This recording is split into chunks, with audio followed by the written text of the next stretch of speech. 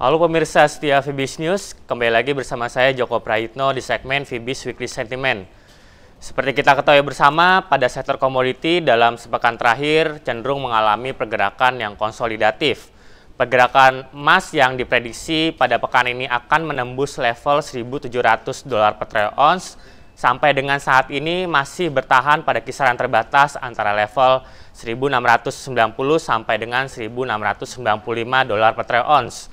Sedangkan pada pergerakan minyak mentah, kondisinya sama seperti emas, pergerakan konsolidasi masih menekan pergerakan minyak mentah pada kisaran terbatas antara level 95 sampai dengan $97 per barrel. Padahal sebelumnya banyak pengamat memprediksi bahwa pergerakan minyak mentah akan menembus level resisten pada posisi $99 per barrel pada pekan ini. Konsolidasinya pergerakan emas dan juga minyak mentah disebabkan oleh maraknya sentimen negatif yang datang dari beberapa faktor fundamental. Di antaranya ialah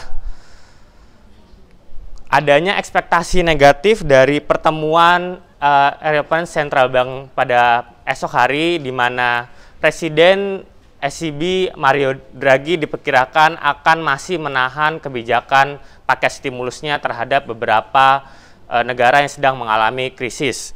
Hal tersebut memberikan sebuah situasi yang tidak nyaman bagi para investor, sehingga banyak investor pada beberapa indeks saham cenderung mengalami aksi jual sahamnya sejak awal pekan ini.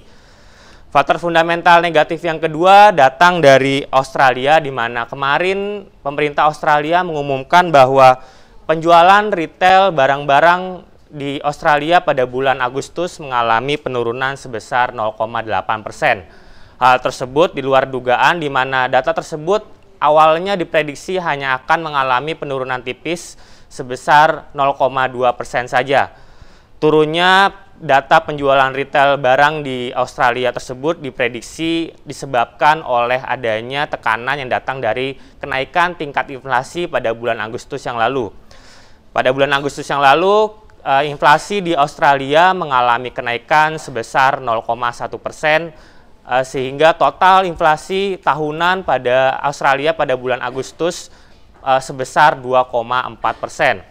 Level tersebut merupakan level inflasi tertinggi dalam 3 bulan terakhir, di mana sebelumnya kisaran inflasi pada Australia hanya berkisar antara level 2,1 sampai dengan 2,3%. Faktor fundamental negatif yang ketiga datang dari China, di mana awal pekan ini diumumkan bahwa data PMI manufaktur China mengalami penurunan sebesar 0,9 poin. Turunnya data tersebut semakin sebuah sinyalemen bahwa pergerakan manufaktur masih berpeluang mengalami penurunan setidaknya sampai dengan akhir tahun ini. Penurunan data manufaktur China telah berlangsung selama 2 bulan terakhir dan berturut-turut pada penurunan sebesar 0,7 sampai dengan 0,9 poin dalam 2 bulan terakhir. Di antara faktor fundamental tersebut ada faktor fundamental positif yang cenderung memberikan sebuah kondisi tarik sentimen pada pergerakan emas maupun minyak mentah. Faktor fundamental positif yang cukup signifikan datang dari Inggris, di mana data PMI manufaktur Inggris melesat cukup tajam, di mana data tersebut akan kenaikan sebesar 4,3 poin. Padahal pengamat memprediksi bahwa data tersebut hanya akan mengalami kenaikan sebesar 2,3 poin saja.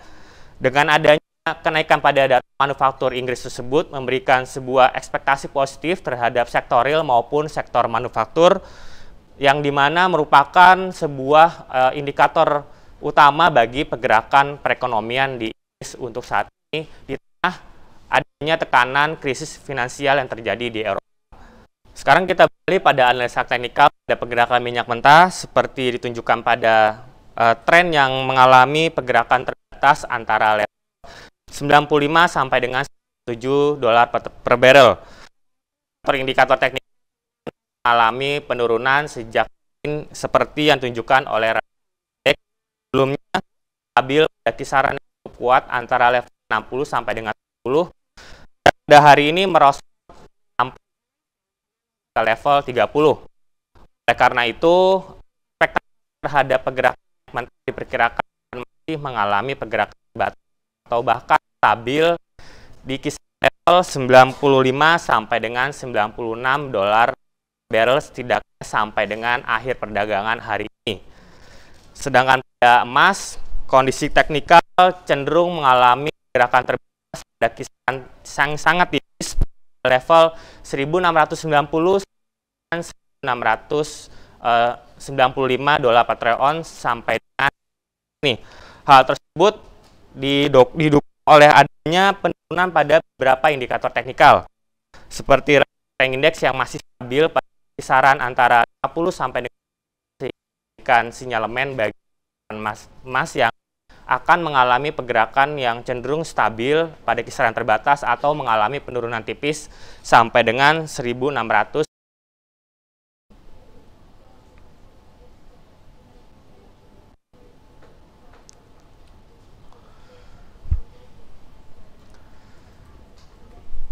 Sekarang kita beralih pada pergerakan teknikal pada sisi emas, di mana pergerakan terbatas telah berlangsung dalam 3 hari terakhir pada level 1690 sampai dengan 1695 dolar per troy ounce.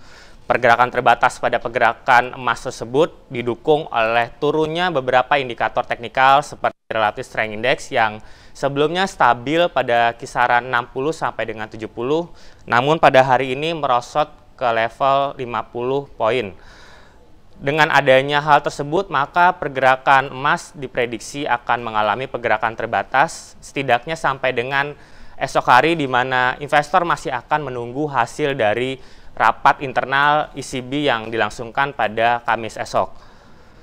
Merangkum antara faktor fundamental dan juga faktor teknikal, maka untuk tabel sentimen pada pergerakan minyak mentah, kondisinya akan mengalami pergerakan bullish pada sisi teknikal, sedangkan pada sisi fundamental masih akan mengalami bearish.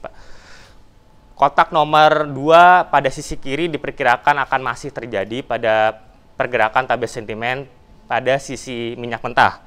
Sedangkan pada emas kondisinya masih cukup positif, di mana kondisi bullish masih akan terjadi pada sisi fundamental dan juga pada sisi teknikal.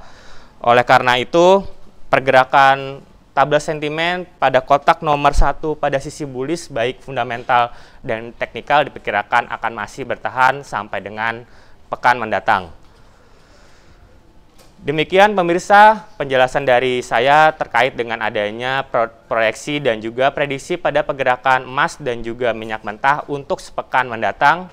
Sampai jumpa di lain kesempatan dan salam Fibis.